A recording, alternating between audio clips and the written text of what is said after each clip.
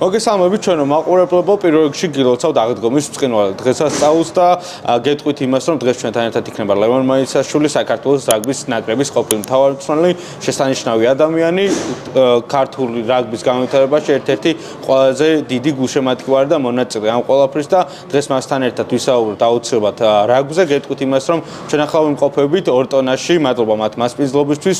ეს არის კიდევ ერთი ფილმი, რომელშიც ახლა ვართ, ეს არის გალაქტიონ ტაბიძის 8 ნომერში შეგიძლიათ მოხვიდეთ, აუცილებლად დააგემოვნეთ კრაფტ-ლუდი, რომელიც ადგილზე იხარშება, ასევე აქვს სხვადასხვა სახის ლუდები და ყველაფერი შეგიძლიათ ადგილზე ნახოთ, დააგემოვნოთ, გასინჯოთ და მადლობა მათ მასპინძლობისთვის და მადლობა თქვენ კიდევ ერთხელ იმისთვის, რომ ჩვენთან ერთად ხართ და ძალიან საინტერესო საუბარი გველოდება ჩემი აზრით. პირველ რიგში აუცილებლად მინდა დავიწყოთ შეფასება 2025 წლის დასაწყისიდან საქართველოს ნაკრებმა მოიგო რაგბი ევროპა, ეს არ არის გასაკვირი ჩვენთვის და არ არის ახალი ამბავი, თუმცა გამოჩნდა კიდევ უფრო მეტად ჩემი აზრით მაღალი ხარისხის რაგბი რიგ შეხვედრებში, თუმცა ფინალური მატჩი, როდესაც ესპანეთთან ვითამაშეთ, უფრო მეტად დაძაბული გამოდგა, რადგან პირველ ტაიმში ჩემი აზრით ვერ ვაჩვენეთ ის ხარისხი, რასაც გულშემატკივარია მიჩვეული, თუმცა უკვე მეორე ტაიმში ბიჭებმა გამოასწორეს ყველაფერი და რომ დავიწყოთ ამ ყველაფრის შეფასებით.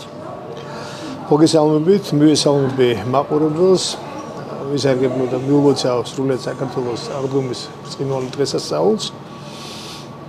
რაც შეეხება შეფასებას, რაგბი ევროპა არავისთვის კითხვის ნიშანი აღარ არის უკვე, რომ ჩვენთვის ეს ჩემპიონატი უკვე მარტივად დასაძლევი გახდა, ამას აქვს თავისი აბსოლუტურად სუბიექტური და ობიექტური მიზეზებიც. ერთ-ერთი ყველაზე მნიშვნელოვანი ფაქტორი, რომ თავის დროზე ისედაც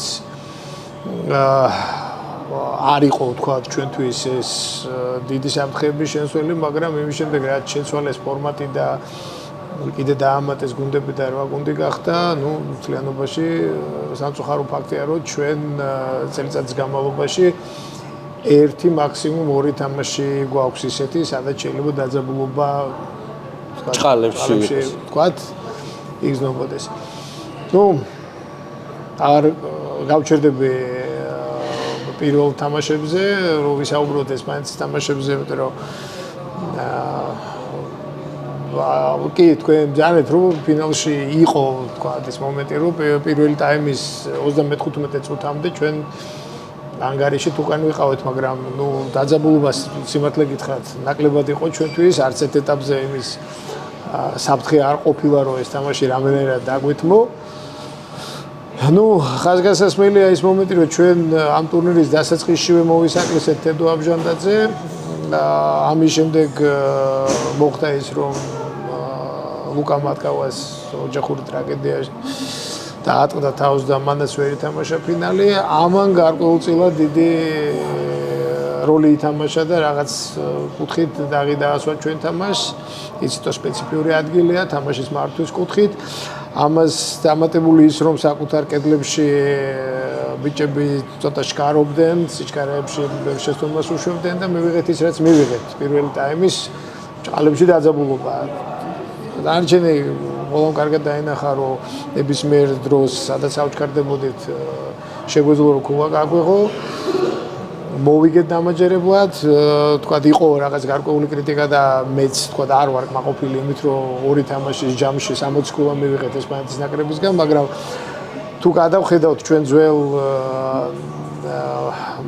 თამაშებს რაგბი ევროპაზე ბოლო წლებში ჩამოყალიბდა ის, რომ ნაკლები ჩვენ დაუნებურად ნაკლები ყურადღება ექცევა დაცვას, გამომდინარე იქიდან, რომ აშკარა დომინანტი ხარ მოწინააღმდეგესთან და შესაბამისად დაცვაში შეცდომები ხშირია ხოლმე. ჩემი აზრით, საქართველოს ნაკრები უკვე წლებია, იმაზე მაღლა დგას, რასაც რაგბი ევროპას თავაზობს. მიდის საუბრები იმაზე, რომ 6-6, მაგრამ ფაქტია, რომ ამ მიმართულებით ჯერ წინ პროგრესი ეროვნული ნაკრების კუთხით გულისხმობ არ გვაქვს. რა შეიძლება ამ პირობებში იყოს, თქვა, გამოსავალი იმისთვის, რომ ჩვენ ნაკრები კიდევ უფრო მეტად განვითარდეს, წინ წავიდეს და ის, რასაც გულშემატკივარ დანაკლისად მიიჩნევს, განვითარების კუთხით ის შევავსით. ხო, თქვენ შეეხეთ ის იმდენად პრობლემატურ საკითხზე, იმდენად ფართოა ეს ყველაფერი, რომ ამაზე მეეჭვება ბოლომდე ამოვწუროთ დღევანდელ შეხვედრაზე საუბარი, მაგრამ მე ვეცდები, რომ მაქსიმალურად დაგანახოთ ეს სურათი, რა სურათი ჩვენ გარშემო შეიქმნა. ფაქტი ერთია, რომ ჩვენ ნამდვილად გადავიზარდეთ რაგბი ევროპის ტურნირისთვის, ეს საკამათოც აღარ არის, ამას ყველა აღიარებს, მე გულისხმობ სოფლიო რაგბში. მაგრამ მოცემულობა არის ძალიან რთული, ეს 6-ერი, ხა ჩვენ წლები ამ 6-ერზე გვაქვს სწორება, მცდელობა, მოლაპარაკებები, კვლევა, თქვათ ყველა ამ დეტალში ჩავდივართ, სადაც საიდანაც შეიძლება რაღაც ფორმით ზეგავლენა ვიქონიოთ. ერთ-ერთი მნიშვნელოვანი ფაქტორი არის ის, რომ რამდენად კონკურენტუნარიანი გუნდი ვართ. ესეც აღარ არის კითხვის ნიშანი, იმიტომ რომ ჩვენ უკვე შევძელით და 6-ერის ორი მონაწილე, ორი გუნდი დავამარცხეთ. და ამის გარდა აქ საკამათოც არ არის, ყველა ძალიან კარგად ხვდება, როდესაც ჩვენ სისტემატურად არ აქვს ეს თამაშები, 10-მაგად უფრო რთულდება ეს მოცემულობა და არა ის, როდესაც შეყო მუდმივად ეთამაშები, აქ უკვე ეჩვევი ამ სიჩქარეებსაც, ინტენსივობას, ამას ყველაფერს ეჩვევი და შესაბამისად გაცილებით მარტივი ხდება და ის რაზეც იტალიას დაჭირდა ათეულობით წელიწადი ჩვენ ძალიან მოკლე ვადაში მოვახეთ. ეს არ არის არც ზედმეტი სტრაბახი ქართული რაგბი და ამას ყველა აღიარებს, ამას ყველა ხედავს. ნუ თუ დაუბრუნდები ისევ რაგბი ევროპას, ჩვენ საერთოდ მაქსიმალისტები ვართ ქართველები და ამას თუს ვერაფერს ვერ ხედავ, მაგრამ ნუ რაღაც მომენტში ცოტა ობიექტური შეფასებებიც უნდა გქონდეს. დიდი ხნის წინ არ ყოფილა, როდესაც ჩვენთვის საოცნებო იყო, თქვათ, ესე დამაჯერებელი თამაში და იყო წლები, როდესაც ძალიან დიდ პრობლემას გვიქმნიდა რუმინეთი და ეს დაუძლიათ, ეს ეტაპი გავიარეთ, ხო? ამას ჭირდება შემდგომი მოძრაობა, სადაც მივდივართ იქ, რომ ჩვენ გვინდა მეტი თამაში ტიერ-1 ქვეყნებთან. ამას საბოლოო წერტილი დაუსვა სოფლიო რაგბმა, მინდა გითხრათ იმ შეთანხმებით, რომელიც შეთანხმებაც ძალიან დიდი ხანი მწიფდებოდა და მიიღეს ეს ფორმატი 12 გუნდიზევით 12 ქვევით ჩვენ ქვედა 12-ში მოგვახვედრეს და ეს გაცილებით ადრე იყო ვიდრე მსოფლიო ჩემპიონატი მინდა გითხრათ და გადაწყვეტილი ძალიან დიდი უსამართლობაა გეტყვით და არაერთხელ საქართველოს რაგბის კავშირის ხელმძღვანელობამ ამაზე აპელირება გააკეთა და შევედით ამ დისკუსიაში მაგრამ სამწუხაროდ მათია ბურთი მოედანი და არჩევანის მათია და ამ ფონზე დღეს რეალობა ეხა მაყურებელმა რო იცოდეს რეალობა არის ესეთი 2026 წლიდან ჩვენ 2026 წელს ჩვენ არც ერთი ტიერ-1 ქვეყანა არ გვექნება მოწინააღმდეგე 27-ში მსოფლიო ჩემპიონატია და აი ეს მონაცვლეობით არის როდესაც იქნება 28-შიც არც ერთი ტიერ-1 არ გვეყოლება 29-ში, იმიტომ რომ ლომების ტურნე იქნება, ამ დროს გვექნება რაღაც საშუალება, როგორც აი თქვათ, წელს ლომების ტურნეზე მიბმული არის ის და აქედან გამომდინარე ჩვენ ირლანდიას ვეთამაშებით და 2030-31 წლიდან გვექნება იმის საშუალება, რომ 6 ერის ბოლო ადგილოსანთან ჩვენ ვითამაშოთ გადათამაშება და ეს არ ნიშნავს იმას, რომ ამით ჩვენ ჩანაცვლებას მოვახდათ 6 ერთში, არა, ამით თუ მოგების შემთხვევაში თუ ამას მოვიგებთ, შეგვეძლება მომდევნო ის ეტაპი, სადაც ახლა ქვევით 12-ში ვართ, ზედა 12-ში ვიყოთ. ძალიან რთული პროცესი. იმიტომ რომ ამდენი წლის განმავლობაში ჩვენ როდესაც არ ვთამაშობთ ამ ხარისხის მოწინააღმდეგეებთან, ამის შემდეგ ერთი თამაშის ჯამში ჩვენ ეს დავამარცხოთ, ეს ამ ამოცანას ძალიან ართულებს. აქედან გამომდინარე ეს მოძრაობები მეტნაკლებად სულ იგრძნობოდა ეხლა უკან რო წამოვიდით შეხედით ჩვენ წელიწადში არაერთ გზის მე მისაუბრეა ამ თემაზე წელიწადში საქართველოს ნაკრებს აქვს 11 სათამაშო კვირა არც მეტი არც ნაკლები 11 სათამაშო კვირა ამ 11 სათამაშო კვირას რო ვიძახით ამის გარეთ ჩვენ ან მანამდე ან იმის შემდეგ ფანჯარაში მოთამაშე დავიტოვოთ გამორიცხულია Ну, იყო მომენტები, როცა 55-60%-ზე ადიოდა შავი ლომის მოთამაშეები, ну დღეს შევხედოთ 50-50-ზე. უფრო ნაკლები შეიძლება იყოს შავი ლომის. ეს იმას ნიშნავს, რომ გამორიცხული ამ 11 კვირის განმავლობაში ჩვენ უნდა მოახერხოთ, მოემზადოთ, ვითამაშოთ. სათამაშო კვირა ესე არ არის, 7 დღე არ არის, სულ 2-3 ვარჯიშია მოსამზადებელი. და რას ნიშნავს ეს, რომ თავარ წელიწადის განმავლობაში 11 სათამაშო კვირაში აქვს ამოცანა სელექციის, გუნდის სათამაშო ტაქტიკის, სტილის შემუშავების, სტატიკური და დინამიური ფაზების დამუშავების და უამრავი დეტალი, რომელიც არის ძალიან დიდი ბოდიში ყველა სპორტს, მაგრამ გაცილებით უფრო გუნდურ სპორტებს გულისხმობ, გაცილებით უფრო რთული და მასშტაბური და ბევრი, აბსოლუტურად ბევრი, ვთქვათ, ნაწილია დასაფარი რაგბში და გაცილებით მეტი დრო ჭირდება ამის კეთებას. ამას ართულებს ის მომენტი, რომ თუ შეხედავთ, ჩვენ გვაქვს 3 აქტივობა, 11 თამაში 3 აქტივობა, ეს არის ზამთრის აქტივობა, ანუ რაგბი ევროპის ჩემპიონატი, კი ბატონო, ანუ თებერვალი, მარტი, ზამთარი გაზაფხული. ზაფხულის აქტივობა, ივლისი და ნოემბრის აქტივობა. ნოემბერში ჩვენ ახლა ვითამაშებთ ტიერ 2-ის ერთ-ერთ, ვთქვათ, ხარისხიან გუნდთან, ტიერ 1-ის გუნდი გვეყოლება და წარმოიდგინეთ ნოემბრიდან ივლისის ჩათვლით ჩვენ ისეთი მოწინააღმდეგე, რომელთანაც ჩვენ ვითამაშებთ მაღალი დონის თამაშებს არ გვყავს. რამხელა პერიოდია. ძალიან დიდი პერიოდი. ყველა, იმიტომ რომ მწვრთნელი ხა ეს ვისაც გაუვლია და ნებისმიერი მწვრთნელი დამეთანხმება ხელოვნურად კონკურენცია არ იქნება არც პოზიციებზე და არც მოწინააღმდეგე მოთამაშე გრძნობს მოედანზე რომ გადის მის მოწინააღმდეგეს მარტივად დაამარცხებს თუ არა იმ ხელოვნურად წნეხს ვერ ქმნი რომ შენ წნეხი შექმნა რომ აი ჩვენ უნდა მოვიგოთ 50 ქულით არც ერთი ლელო არ უნდა გაუშვათ ნუ რაღაც დაუსახოთ პირობითი მიზნები გამორიცხულია ის მაინც იმ თავდაჯერებულობით ითამაშებს რა თავდაჯერებულობაც ძლიერს აქვს სუსტის წინააღმდეგ ხელოვნურად წნეხს ვერ შევქმნით თუნდაც აი რო გადახედოთ ახლა ესპანეთი თამაშს 12 დავჭით მოედანზე და მაინც ლელოები დაუდეთ. ყვითელი წითლით გაგვიგდეს მოთამაშე, ახლა თუ 13. ნუ მუდმივად კაცნაკლული და ორ კაცნაკლულმა ვითამაშეთ, საერთოდ არ დაწყობია გუნდს რომ ამე წნეხი ქონდა. ანუ ეს ძალიან ართულებს ამ ჩვენ მოცემულობას. ზუსტად ამის გამო იყო რომ უკან გადავალ. ზუსტად აქედან გამომდინარე დაიწყო ამაზე ფიქრი რომ ჩვენ გვჭირდება უფრო მეტი დრო მოსამზადებლად. თუ შეხედავ დიდ გუნდებს ამ გუნდებს აქვთ გაცილებით მეტი დრო მოსამზადებელი. მათი მომზადება ადის არა 11 კვირა ჩვენ გვაქვს 20-22 კვირამდე ადის, იმიტომ რომ დიდ ქვეყნებს აქვთ იმის ფუფუნება რომ მოთამაშეები ნაკრებში გამოიძახონ და ეს აცდეს ვთქვათ იმ ფანჯრებს რომელ ფანჯრებში და ჩვენ ძალიან მკაცრად ვზივართ იგივე ინგლისი მაგალითად ექსერის ჩემპიონატში რომ მონაწილეობს 9 კვირა მათ მოსამზადებელ ბაზაზე პენიჰილზე რომ ჩაიკეტებიან 9 კვირა აქ ეროვნული ნაკრების მწვრთნელს მოსამზადებლად 9 კვირა ამ მოთამაშეებთან თან ესეთ ტურნირზე წარმოიდგინეთ ყველა აქტივობის წინ როგორც მინიმუმ 2 კვირით ადრე იკრიბებიან. იგივე ვისაც ყავს ფრანჩიზები და იმივადგეთ ამ ფრანჩიზას და საჭიროებას რატო შეიქმნა თავის დროზე შავი ლომი და კიდე ხას უსვავ. შავი ლომი არ არის კლუბი, შავი ლომი არის ფრანჩიზა. ანუ საქართველოს რაგბის კავშირის ინტერესების გამტარებელი ფრანჩიზა, გუნდი, რომელიც ემსახურება სანაკრებო ინტერესებს და არა განყენებულად რამე კომერციული კლუბი ან თქვა რაღაც კლუბი.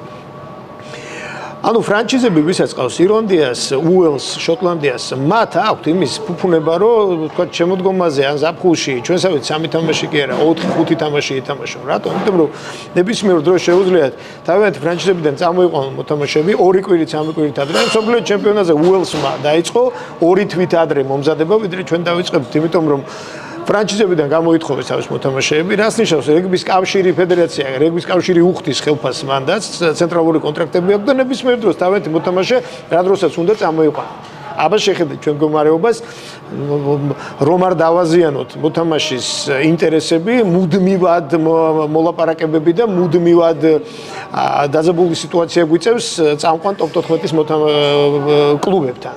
მე ყველაფერს გარეთ ვერ გამოვიტანთ ახლა ჩემი მთავარი მცდელობის პერიოდში და ეხლაც მე რიჩარდთან მუდმივი კომუნიკაცია აქვს მუდმივად ყველა გამოძახებაზე უწევს ლავირება რომ არ დააზიანოს მოთამაშის ინტერესი იმიტომ რომ კლუბი მარტივად მანიპულირებს და აშანტაჟებს მოთამაშეს.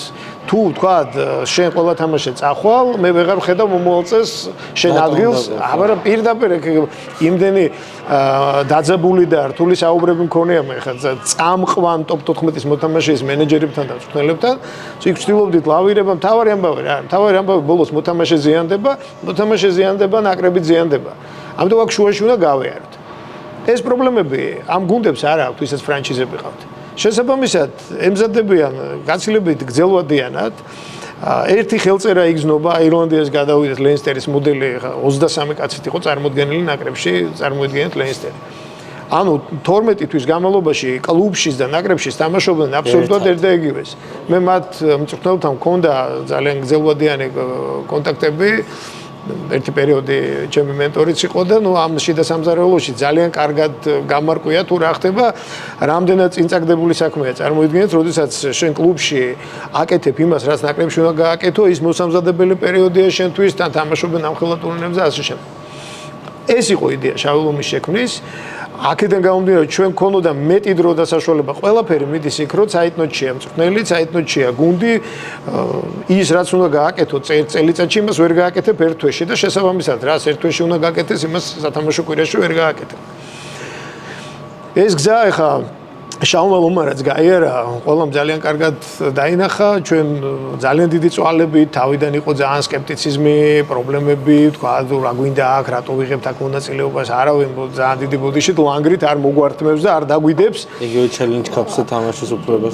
ეს ჩელენჯ კაპზე თამაშის უფლება ცალკე ისტორია, რომელიც რაგბის კავშირის ძალიან დიდი აქტივობით და კერძოდ სოსოტკე მალაძის ძალიან დიდი ჩართულობით, პირდაპირ გეტყვით, პირადი კონტაქტებით და პირადი ზეწოლით მოხდა ეს ყველაფერი.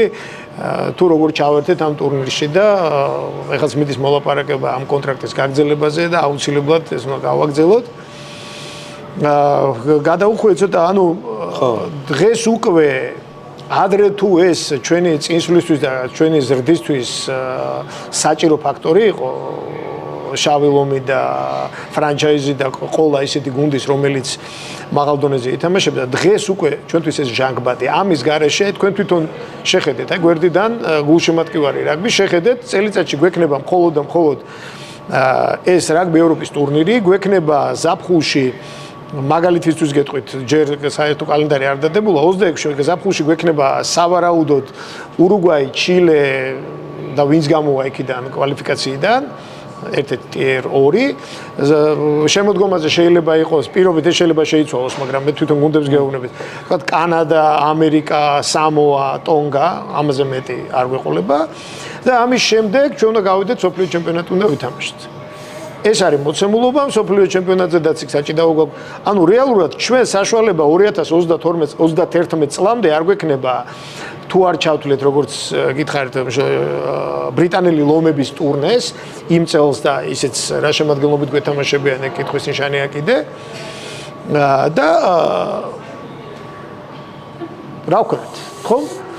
ხო, არა, ისეთი რაღაც მომიყევით ეხლა ესეთ რაღაც მომიყევით. ძალიან ძიმე სურათი, ამიტომ ჩვენთვის ეს არ არის გვინდა თუ არ გვინდა. ეს არის ერთადერთი გზა, რომ ჩვენმა მოთამაშეებმა მაღალი დონის გუნდებთან ითამაშონ ჩვენ სისტემაში და არა იმ სისტემაში, სადაც შეიძლება ძალიან მაღალი დონის გუნდებში თამაშობენ ჩვენი მოთამაშეები, ოღონდ არა ბევრი.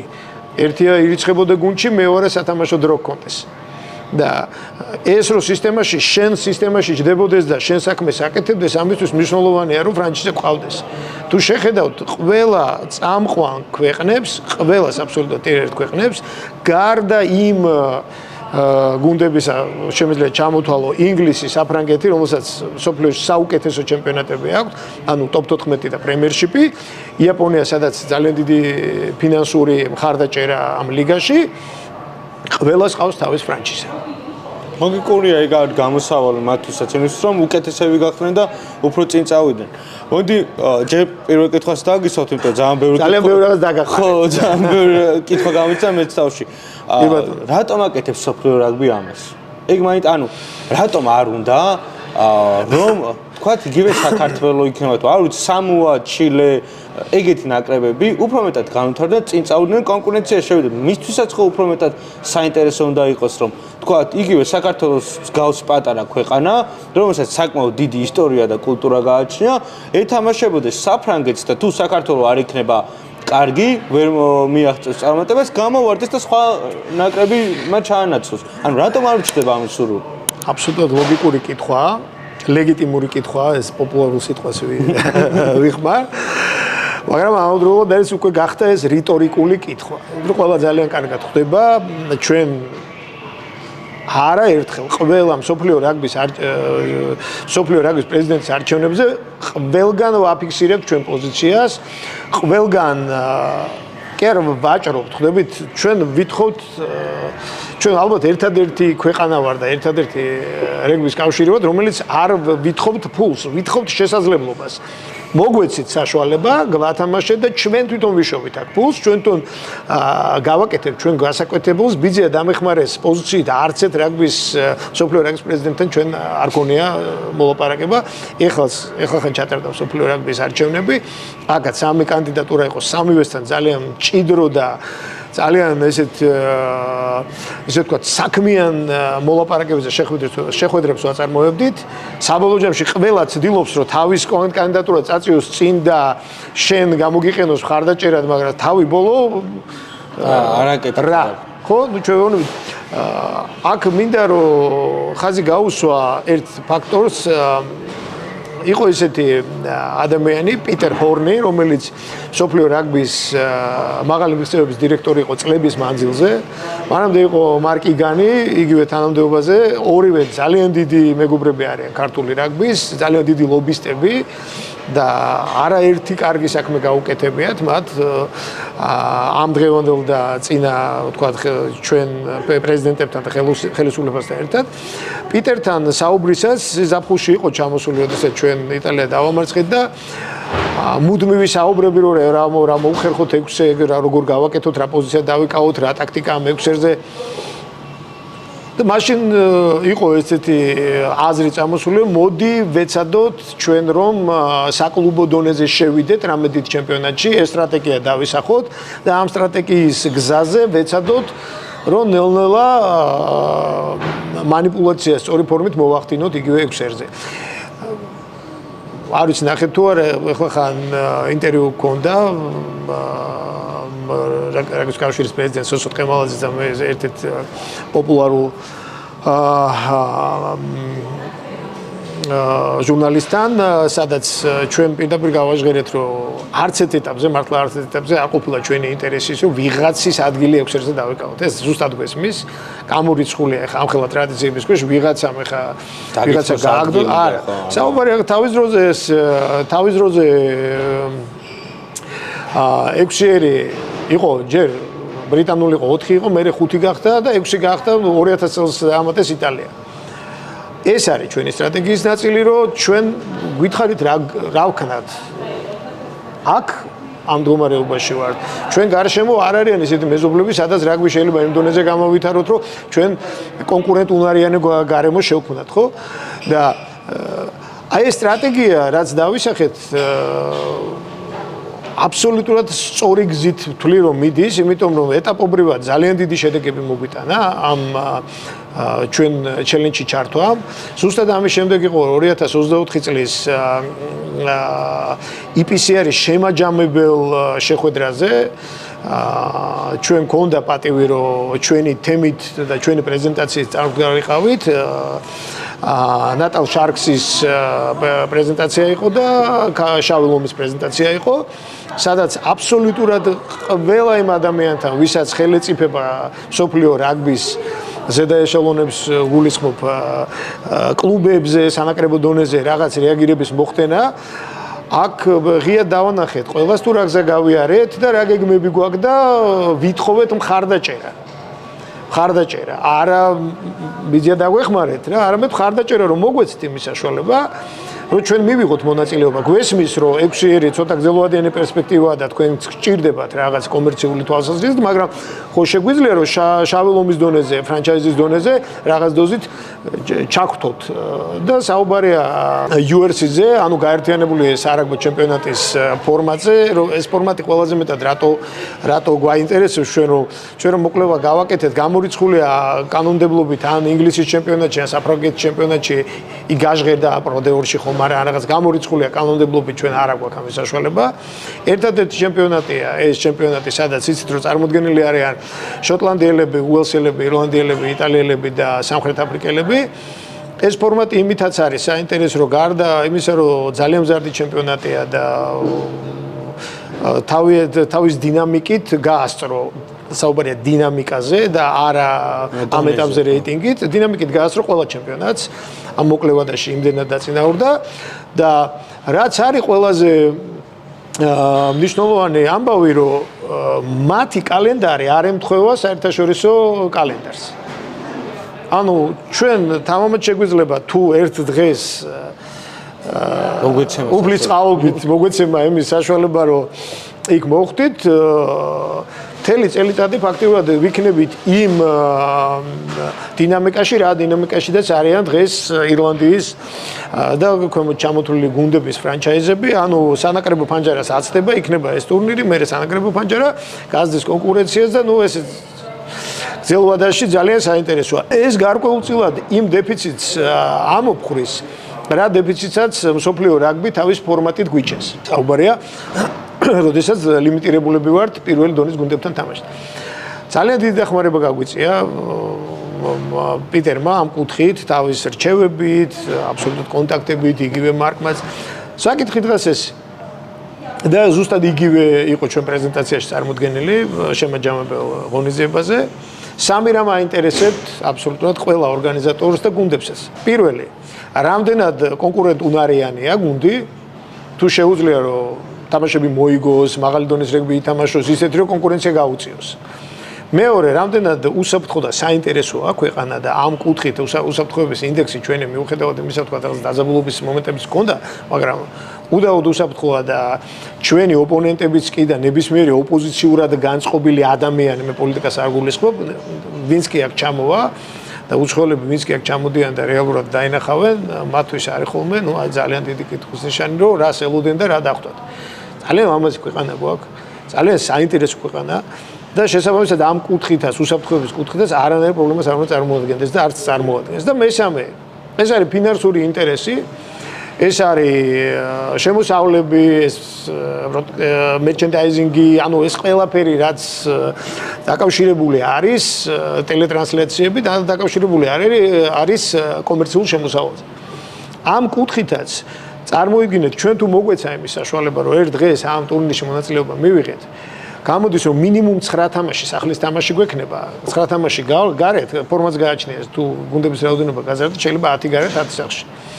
და წარმოიდგინეთ, რამდენად უფრო საინტერესო და რამდენად უფრო თქვა ადვილი გახდება იმ სამსახურებისთვის, ვისაც ხელისუფლება ეს რომ ეს პროცესი დაალაგოს, საუბარია მარკეტინგი, კომერციული თქვა ქმედება, ის რაც ჭირდება მას ყველაფერს გაცილებით ადვილი. დღეს რა ხდება? ნუ დღეს ნოემბერში ვითამაშებთ თამაშს, მერე სანაკრებო თამაშს ვითამაშებთ თებერვალ-მარტში და ივლისამდე ნუ ზოგს ავიწყდება კიდევაც რა. ამიტომ ეს ყველაფერი ნაფიქრია, ეს არ არის მხოლოდ ემოციის დონეზე. და ეხლა ვართ აი სერიოზულ მოლაპარაკების პროცესში აქ, რომ მუდმივად ბევრ რამეზეა დამოკიდებული, ეს დამოკიდებულია ფორმატზე, დამოკიდებულია ამ კვლევებზე, ფინანსებზე. და საჭირო მომენტზე და ამ საჭირო მომენტისთვის ჩვენ მზად უნდა ვიყოთ. ეხა ისეთ რაღაცებს რომ გავთ, მე ვიცოდი, რასაც თქვენ მეუბნებთ დაახლოებით ყველაფერი, მაგრამ ესე ერთიანად ამ ინფორმაციას რომ ხვდები, რომ საკმაოდ დიდი პრობლემის წინაშე დგას ჩვენი რაგბის განვითარება იმ კუთხით, რომ არ გვიწყობს თვითონ სოფლიო რაგბი ამაში ხელს და ჩვენ ვცდილობთ რომ როგორმე მოვერგოთ მათ ფორმატებს. მოდი ცოტა ამოვისუნთქოთ ეხა ამ ამბებისგან, ვთქვათ რომ აუცილებლად გამოვიწერონ ჩვენი არხი, დაგვილაიქონ, კომენტარი დაგვიწერონ, ასევე 2 ტონის ლუძე ვთქვათ. კარგი იქნება ამ ამბების მოსვენებს მე. კარგი გაუფილტრა ლუძს მივირთმევთ ეხლა ჩვენ და ადგილზე იხარშება და ძალიან კარგია. გირჩევთ ყველას აუცილებლად და მადლობა მათ მასპინძლობისთვის. ბატონო ლევან. ფანტასტიკური ლუდია. კი ბატონო, გაუფილტრა ლუდს. ჩვენ ვაღიარებთ ძალიან დიდ პატივს. კი ბატონო. ჩვენ მოდი ახლა ესეთი რაღაც ვთქვათ, აუცილებლად ამ ყველაფერში გამოჩნდა ეგეთი რაღაც, ჩემი რაც კიდე ერთ გამოსავალ გვესახება, რომ ჩვენ 20 წლამდელებს აქვთ საშუალება, ასევე 18 წლამდელებს შედარებით, როგორც მე ვიცი, ითამაშონ იმ მაღალი დონის ნაკრებებთან თავის ასაკობრივ ზღვარზე, რასაც თქვა ეროვნულის მიმართებით, ასე თქვა არ აქვს ამის საშუალება. ეს რამდენად მნიშვნელოვანია იმისთვის, რომ იმ 2031-ში, როდესაც ის გადამწყვეტი თამაში უნდა დადგეს, რასაც ალბათ მოვემზადებით და ყველა დავალოდებით, ამან კიდევ უფრო მეტად ხელი შეგვიწყოს და ეს რამდენად არის ამ პრობლემის მოგვარების კიდევ ერთი გზა. ჯერ მინდა დაუბრუნდე იმ გაჭირვებას რო ვახსენეთ, ალბათ ეს ქართველის ბედის წერაც არის და ჩვენი ცხოვრების წესიც არის. მე არ მახსენდება არც ერთი ეტაპი ჩვენ ისტორიაში, სადაც მარტივად რამისთვის მიგვეღწიოს და ეს გაჭირვება და მოდი ესე ვთქვი, განსაცდელია, ეს უფლიდან მოვლენილი განსაცდელია, განსაცდელი თანდებს ყველა ქართველს.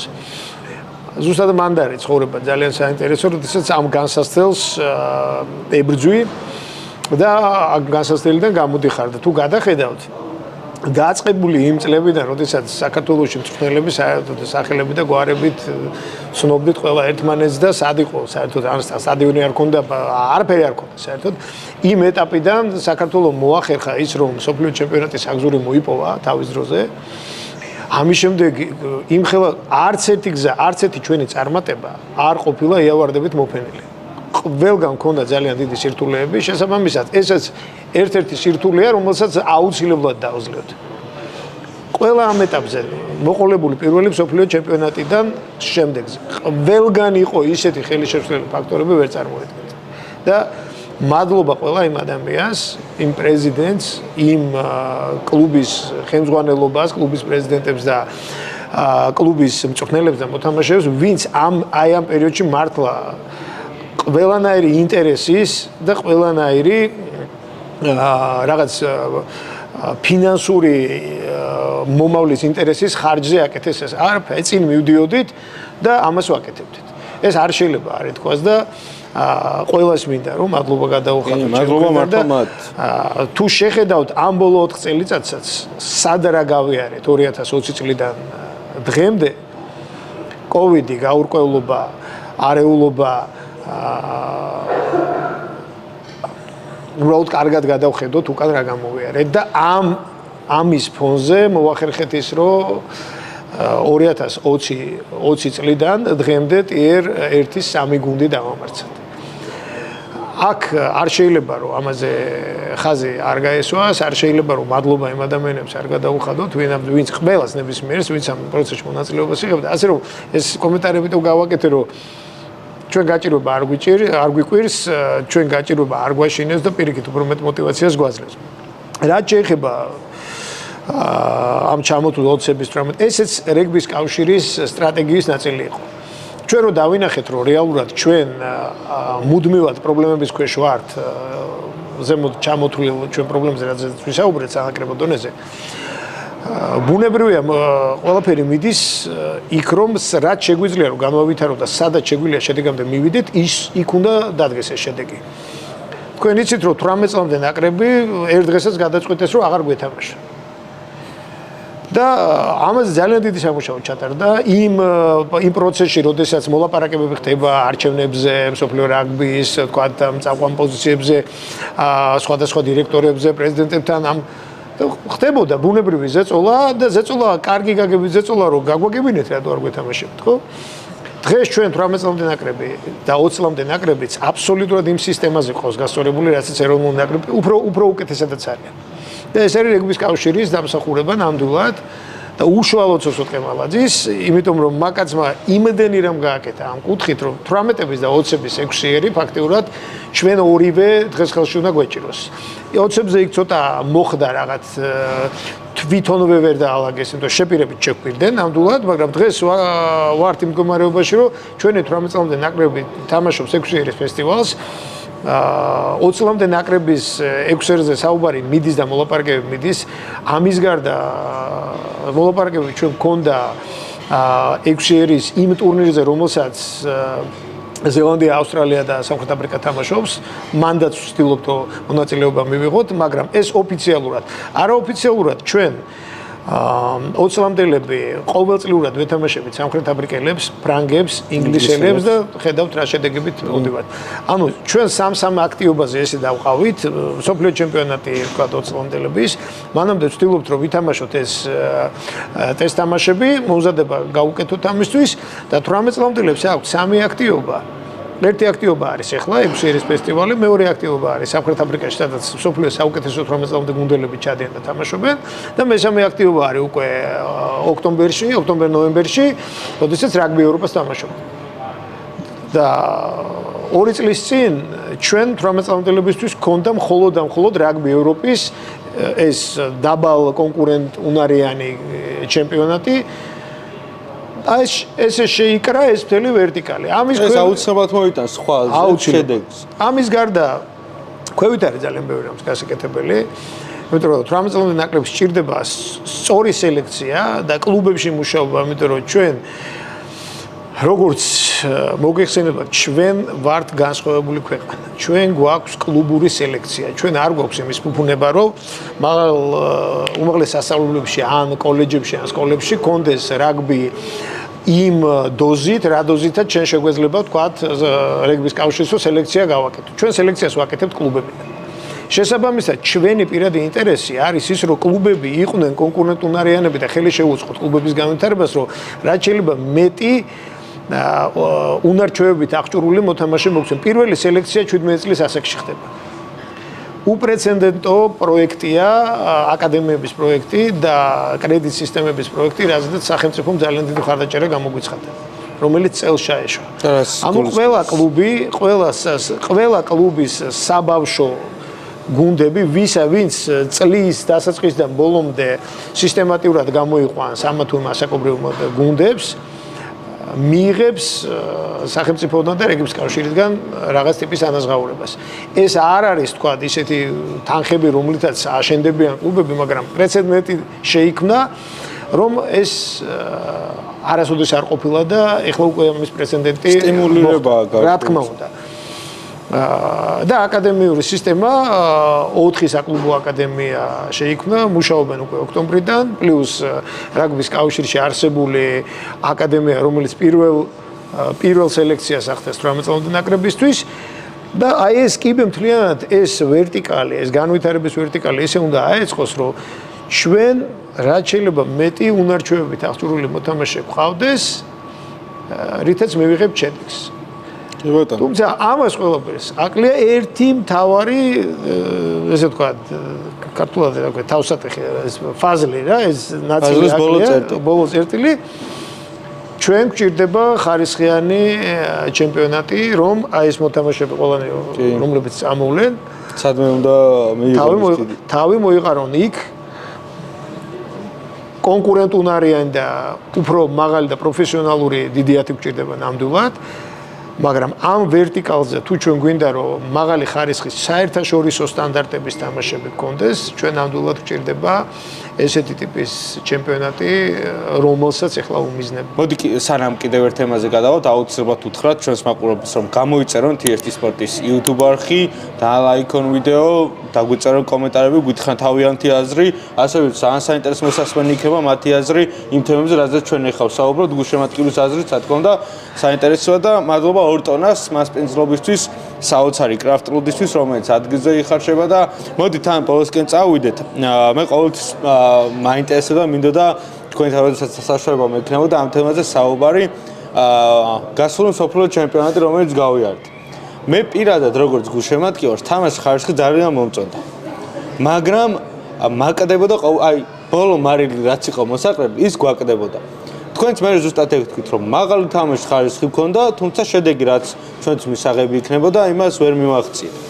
რამ შეგვიშალა მაშინ ხელი მისთვის, რომ ამ შედეგის მიგვეღწია ამ ციგონებაზე, ამ განმსახედიდან და რა უნდა გავვითვალისწინოთ სწორედ 2027 წლის მსოფლიოსთვის, რომ იგივე პრობლემები არ განმეორდეს და გამოვასწოროთ და 2027 წლის სოფლიო იყოს ის, როდესაც ჩვენ ჯგუფიდან გავალთ. ჩვენ პირველ რიგში გვჭირდება რომ ყავდეს სოფლიო ჩემპიონატისთვის რაც შეიძლება მეტი კონკურენტუნარიანი მოთამაშე.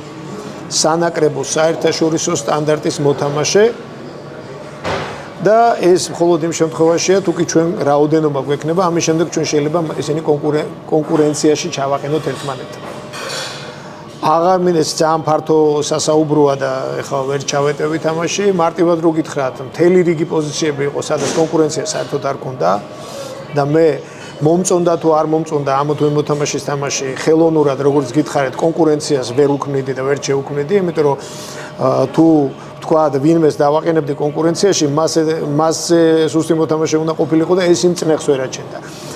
ეს ნეხი ყველა სჭირდება მოთამაშესაც, მწვრთნელსაც და აბსოლუტურად ყველა ცხოვრებაში, რომ თუ შენ საქმეს არ გააკეთებ, ვიღაც შენ ადგილს დაიკავებს. მე არ ვიტყვი რომ თქვათ რადიკალურად რაღაცას შევცვლიდი, ერთ-ერთი ყველაზე მნიშვნელოვანი რაც არის და რაზედაც მაქვს, რაც ჩემთვის სუდი სიურპრიზი იყო, ეს იყო რომ ჩემი წამყვანი მოთამაშეები, ბირთვი, რომელზედაც ვაკეთებდი ყველაზე დიდ დაყრდნობას, ეს მოთამაშეები აღმოჩნდნენ ლიმიტირებულები და ტრამვირებულები.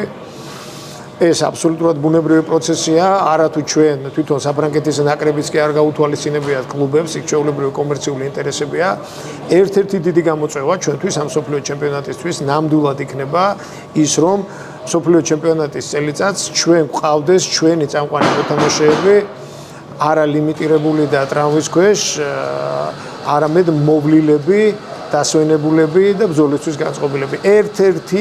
ერთ-ერთი მნიშვნელოვანი დეტალი ესეც იყო, რამაც ძალიან შეგვიშალა ხელი. ამის გარდა არის დეტალები, რომელსაც ამ განხილვებში გვაქვს და თქვა იგივე თავარტყმულთან გვაქვს ეს საუბრები. თუ უფრო მოკლედ შევხედავთ, ჩვენ ამ სოფლიო ჩემპიონატზე 4-ვე თამაშზე გავაკეთეთ და დიფერენციაცია არ გაგვიკეთებია, რომ რომელიღაც კონკრეტული თამაშისთვის დაგვემიზნებინა. ის რომ უნარები შენ მოკლევადეს შეიძინო, ეს არ ხდება. ის ვერ დადებული ლეოებიც და თქვა ხელიდან გავარდნილი ბურთებიც იმ საერთო უნარების პასუხია და არა ის რომ მოდი თქვა და ბურთი აღარ დავაგდოთ, ესე არ ხდება. ამიტომ პროცესია. 2027 წლისთვის ჩვენ ეს ბიჭები ღმერთმა ჯანმრთელად გვიმყოფოთ, გაცილებით უფრო გამოცდილები და ასაკით უფრო ასაკოვანი მოთამაშეები იქნებიან და შესაბამისად უფრო მეტი იმედი უნდა გქონდეს მოთამაშეებისგან. რაც შეეხება ფორმატს, იცით რომ ფორმატი შეიცვალა 20 და 20-ის მაგივრად 24 გუნდია და ეს კიდევ უფრო საინტერესოს ხდის და ფაქტიურად ჯგუფიდან გასვლა ეს მინიმუმია რაც უნდა დავისახოთ. თუმცა ამას ყველაფერს წლის ბოლოს ვნახავთ, რა ჯგუფში ვიქნებით, როგორ ვიქნებით და კონკრეტულად სოფლიო ჩემპიონატისთვის ფიქს და გეგმებზე მე შეგვიძლია გავაჟღეროთ რა. კი ბატონო, ძალიან დიდი მადლობა. მადლობა იმისთვის, რომ ჩვენთან ერთად იყავით. მადლობა იმისთვის, რომ ძალიან საინტერესოდ დაგვანახეთ იგივე ის პრობლემები, გამოწვევები, რომელიც დღეს ქართულ რაგბიშია და ვიტყვი, რომ გულშემატკივრისთვის რაც უფრო მეტად ცნობილი იქნება ამ ყველაფერში, რაც უფრო მეტად იქნება ამ ყველაფერში, ასე ვთქვათ, ამ ყველაფერში მონაწილე, ჩემი აზრით პრობლემები უფრო მარტივად დაიძრობა და გულშემატკივრების, რა თქმა უნდა, ამ ერთიანობით ამ ყველაფერს მოვაგვარებთ და იგივე ქართულ რაგბის განვითარება არასდროს არ შენელდება და კიდე უფრო წინ წავალთ. მადლობა ასევე ორტონას იმისთვის, რომ გვიმასპინძლა. როგორც თქვით არაერთხელ და კიდე გავიმეორებ აუცილებლად, რომ ადგილზე იხარშება კრაფტ-ლუდი, გაფილტრული, გაუფილტრავი არ აქვს აზრი და საოცარი ლუდი აქვს მართლა და ყველას გირჩევთ, რომ აქ მოხვიდეთ და გეტყვით იმას, რომ აუცილებლად გამოიწერეთ ჩვენი YouTube არხი, ძალიან მნიშვნელოვანია ეს ყველაფერი ჩვენთვის და ეს ყველაფერი გვეხმარება იმისთვის, რომ კიდევ უფრო მეტად საინტერესო და ხარისხიანი ვიდეოები მოვამზადოთ თქვენთვის. კიდევ ერთხელ დიდი მადლობა და აუცილებლად შევხვდებით კიდევ ერთხელ. მადლობთ.